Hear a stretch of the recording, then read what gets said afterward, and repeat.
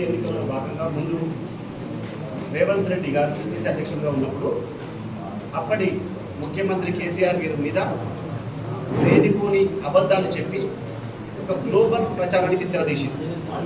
కేసీఆర్ కుటుంబం ప్రభుత్వంలోకి వచ్చినాక కాళేశ్వరం ప్రాజెక్టు మీద 1,00,000 కోట్ల అవినీతి చేసిందని పదే పదే ప్రచారం చేస్తూ తెలంగాణ ప్రజానీకానికి చెప్పే విధంగా కాంగ్రెస్ కార్యకర్తలు అందరూ కూడా నెక్స్ట్ మా ప్రభుత్వం రాగానే కేసీఆర్ గారిని జైల్లో పెట్టిస్తామని చెప్పి ఒక ప్రచారానికి తెరదీసి అబద్ధాలతో అధికారం ఎక్కిన కాంగ్రెస్ పార్టీ అధికారంలోకి వచ్చిన తర్వాత ఒక పిసిసి కమిషన్, దానికే పీసీ ఘోష్ కమిషన్ అని పేరు పెట్టి వాళ్ళకి నచ్చిన వాళ్ళని కమిషన్ చైర్మన్గా ఎన్నికై దాని మీద ఒక విచారణ చేపట్టే కార్యక్రమం.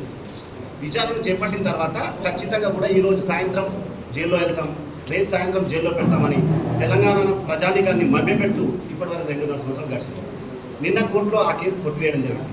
అంటే అబద్ధాలతో అధికారంలో వచ్చిన కాంగ్రెస్ పార్టీ వాళ్ళు ఇచ్చిన హామీలను నెరవేర్చడం పక్కదారి పట్టించి ప్రతిసారి కేసీఆర్ గారిని, కేటీఆర్ గారిని, హరీష్ రావు గారిని జైల్లో పెడతాము అని ఒక బజారు భాషతోటి మాట్లాడుతూ ఇప్పటి వరకు కూటగడుపు కూడా వస్తుంది. మీకు పాలన చేతగాక పెద్దవాళ్ళ మీద మాట్లాడడం మానుకోవాలని చెప్పి తెలియజేస్తున్నాం. ఎందుకంటే ఒక మేధావుల మీద మాట్లాడినప్పుడు నీ భాషను మాట్లాడుచుకొని ఆ భాషతోటి ఏదో నువ్వు అయిపోతామని అనుకున్నావు. సరే, ఒకసారి ప్రజలు నమ్మిరు, అధికారంలోకి వచ్చినావు. ఇప్పటికైనా సరే మీరు ఇచ్చిన హామీలను నెరవేర్చాలని చెప్తున్నాం. కమిషన్ ఏం చెప్పింది, కోర్టు ఏం చెప్పింది అనేది ప్రజానికి అందరికీ తెలియజేసే రకంగా మేము కృషి చేస్తాం. కాళేశ్వరం ప్రాజెక్టే లేకపోతే తెలంగాణ సస్యశ్యామలమయ్యేది కాదు. తెలంగాణలో నీళ్లు లేవు కాబట్టే మనం తెలంగాణ రాష్ట్రాన్ని సాధించుకున్న తెలంగాణలో నీటి ప్రాజెక్టు కట్టించుకున్నాం, రిజర్వాయర్లు కట్టించుకున్నాం. ఈరోజు మనం ఆలోచించాలి, గోదావరి జలాలు ఎక్కడ, భువనగిరి గడ్డ ఎక్కడ. భువనగిరి గడ్డ మీద గోదావరి జలాలు పారుతుంటే ఆ సంతోషం వేరే రకంగా ఉంటుంది. ప్రతి కార్యకర్త తెలంగాణ బిడ్డ చాలా సంతోషపడుతుంది. ఇలాంటి వాటిని పక్కన పెట్టి ఈ నీళ్లు కూడా మేమే తెచ్చినాం, ఇది వేరే దగ్గరికి వెళ్ళి వస్తున్నాయని అబద్ధ ప్రచారాలు ఈ జిల్లా నాయకులు కూడా ఖచ్చితంగా బంద్ చేసుకోవాలి. ఒకవేళ మీరు అనేది మీ గ్లోబల్ ప్రచారం నిజమైతే, మీకు చేతనైతే మీ ముఖ్యమంత్రి రేవంత్ రెడ్డి గారితో పర్మిషన్ తీసుకొని ఈ జిల్లాలో ఏ ఎమ్మెల్యే రాజీనామా చేస్తున్నారో రాజీనామా చేసి రిఫరెండానికి రండి. బీఆర్ఎస్ పార్టీ సిద్ధంగా ఉంటుంది.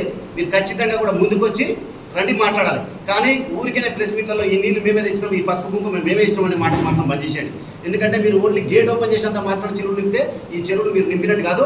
ఖచ్చితంగా మా గౌరవ తెలంగాణ తొలి ముఖ్యమంత్రి బీఆర్ఎస్ సాధించారు. ఈ కాల్వలు రిజర్వాయర్లన్నీ కూడా మా బీఆర్ఎస్ పార్టీ ఆధ్వర్యంలో జరిగినాయి. తెలంగాణ ప్రభుత్వం ఖచ్చితంగా కూడా దీనికి నిధులు కేటాయించి ఇది చేసింది.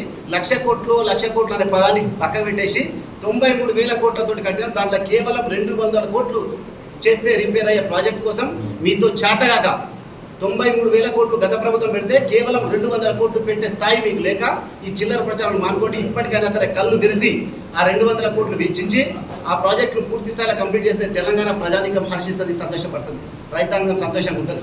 ఇప్పటికే మీరు వచ్చిన 2.5 ఏళ్ళలో ప్రజలు ఆగమైపోయారు, పైసలు లేవు, కరువు కటాక్షాలు పెరుగుతున్నాయి. ఇప్పటికైనా కూడా మనకి పక్కన పెట్టేసి నిజాయితీగా ఒక పరిపాలన చేయండి. మీ కుటుంబం ఏ రకంగా దోపిడీ చేస్తుందో తెలంగాణ ప్రజలు చర్చించుకుంటారు. హైదరాబాద్లో ఏ స్క్వేర్ ఫీట్ ఎంత తీసుకుంటారు అని కూడా ప్రజలు చూస్తున్నారు. ఎవరిది కుటుంబం పాలన? హరీష్ రావు గారు ఉద్యమంలో పనిచేసారు, కేటీఆర్ గారు ఉద్యమంలో పనిచేసారు, కేసీఆర్ గారు అందరినీ కలుపుకొని ఉద్యమం తీసుకొని సాధించిన తెలంగాణలో మరి నీ కుటుంబం ఎక్కడుంది ఆ ఉద్యమంలో? మరి ఈరోజు ఎక్కడ అవినీతి సొమ్ము ఎవరి దగ్గర ఉందంటే ఏం చేస్తున్నారు అనేది నీ కుటుంబమే ఈరోజు అత్యధికంగా నీ అన్నదమ్ములు, నీ చుట్టాలు, నీ బంధువులు అందరూ కలుపుకొని ఆ రోజు నలుగురు అన్నావు కదా, ఈ రోజు 400 మంది మీ పార్టీ నాయకులు అక్రమ సంపాదన చేస్తున్నారు. రోజుకు ఒక అవినీతి మీద బయటపడుతుంది. ముఖ్యంగా మీరు వీటి మీద కాన్సన్ట్రేషన్ చేయండి. ఇప్పటికైనా సరే తెలంగాణ భవిష్యత్తు దృష్టిలో పెట్టుకొని మంచి పరిపాలన అందించాలని చెప్పి కోరుతున్నాం. Thank you.